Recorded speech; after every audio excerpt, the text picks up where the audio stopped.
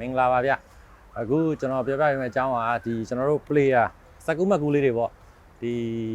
inter level တွေ inter level beginner inter level 3မျိုးလောက်ပါပဲ3ခုလုံးပါပဲဟုတ်လား beginner inter advance အဲ့ဒီအုပ်စုတွေကအများဆုံးဖြစ်တာက swing thought သူက second thought ခေါ်တာပေါ့ swing thought များအတွေးလွန်တာငါအတွေးလွန်တာဘယ်လောက်ထိဆိုးလဲဆိုတော့ကျွန်တော်ရိုက်ချက်ကိုပြတ်စေတယ်အဲ့တစ်နေ့လုံးအတွက်ကတော့အစင်ကိုမပြေဘူးဆိုတော့အဲ့အတွေးလွန်တာကျွန်တော်ဘယ်လိုရှောင်မလဲတချို့ကအရန်တွေးလွန်ပြီးတော့ဒီကျွန်တော်တို့နောက်ပြောတာရှိတယ်သူကချိန်မိသွားမေ့သွားသလိုပဲကျွန်တော်တို့ကဒီဖုန်းမေ့ဗရမ်းမေ့သလိုမေ့သွားကြာကြီးချိန်နေပြီးရင်တဖြည်းဖြည်းနဲ့ချိန်တာကြာလာတဲ့မြတ်ကျွန်တော်တို့ကဒီမဆယ်ကတဖြည်းဖြည်းနဲ့တောင်းလာပြီးလွှဲလို့မရတဲ့အထိဖြစ်ကြဆိုတော့ဒီအဲ့ဒီခါကိုရှောင်ရမယ်အဲ့ဒါကိုရှောင်ရမယ်ပြီးတော့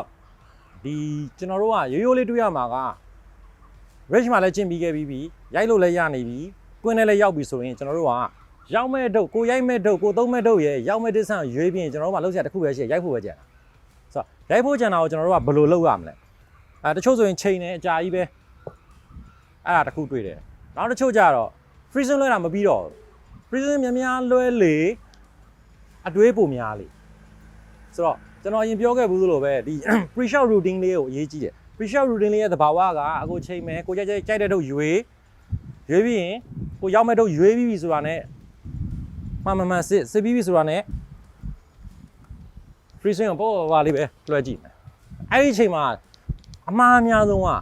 ငါဘာဆွင်းနဲ့ရိုက်မယ်ဘာ shot ရိုက်မယ်ဆိုတဲ့ပြဿနာအကြီးပဲဆိုတော့အဲ့ဒီဟာကတွေးပြီးတာနဲ့ဖြောက်ရမှာငါဟိုလိုရိုက်ချင်တယ်ဒီလိုရိုက်ချင်တယ်ဟိုလိုလှုပ်ချင်တယ်ဒီလိုလှုပ်ချင်တယ်ဟာနေလေးသွားချင်တယ်မြောက်ပြီးညာဘက်ကိုကြားချင်တယ်မြောက်ပြီးဘက်ဘက်ကိုကြားချင်တယ်အဲ့လိုလှုပ်ဖို့ကကိုက scale အများကြီးရှိနေမှရမှာဟုတ်တယ် scale အများကြီးမရှိဆိုရင် simple ကိုပဲယူရဘာလဲဆိုတော့အတဲ့ပဲချိန်ကောက်တီးကအမြဲတမ်းသူက target ပဲကြီးတာနဲ့သေးတာနဲ့ပဲကွာသွားမယ်ချိန်ပြီးရင်ဘာလုပ်မလဲပြန်ထွက်ကြည့်အောင်ရသေးတယ် freezing ကိုနှစ်ခါဆွဲစိတ်ထဲအတိုင်းမလေးကောင်းလို့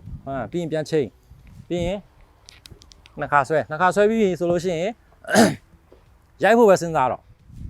ကိုလိုချင်တဲ့ freezing ရပြီချိန်ပြီး target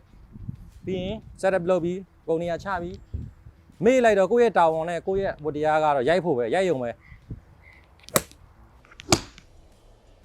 ဆိုတော့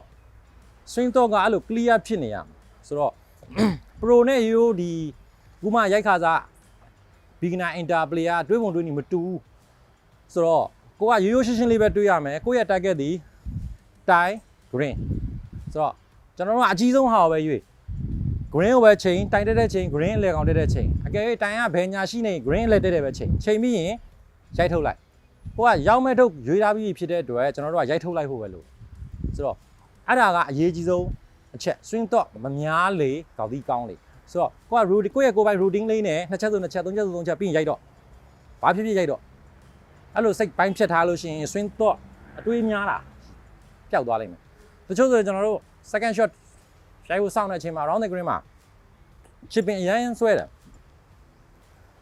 ရိုက်မလဲဘယ်နှချက်ဆိုရိုက်မယ်ဆိုတာကျွန်တော်ကရည်နေ3ချက်နဲ့လည်းမပြီး4ချက်နဲ့လည်းမပြီးဟာပြီးတော့ရိုက်လိုက်ကော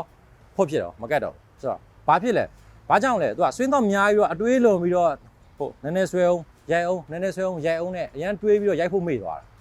ဆိုတော့ swing thought က player တွေကိုတတ်တဲ့ထဲမှာသူကထိတ်ဆုံးပဲဆိုတော့ swing thought များလေရိုက်ချက်ပြက်လေပဲဆိုတော့ swing thought ကအတွေးကို one clear mind ပဲငါချိန်မယ်ဒီရောက်တဲ့တော့ရွေးမယ်ချိန်မယ် freezing တစ်ခါလွှဲမယ်ပြီးရင်ရိုက်မယ်ဒါပဲချိန်ပြီးရိုက်မယ်ဒါပဲဆိုတော့အတွေးမများပါနဲ့เนาะကောက်ကြီးရိုက်ပြဲလို့ဆုံးဖြတ်ပြီးလို့ရှိရင်အတွေးတွေမများပါနဲ့ဟုတ်ကျေးဇူးတင်ပါ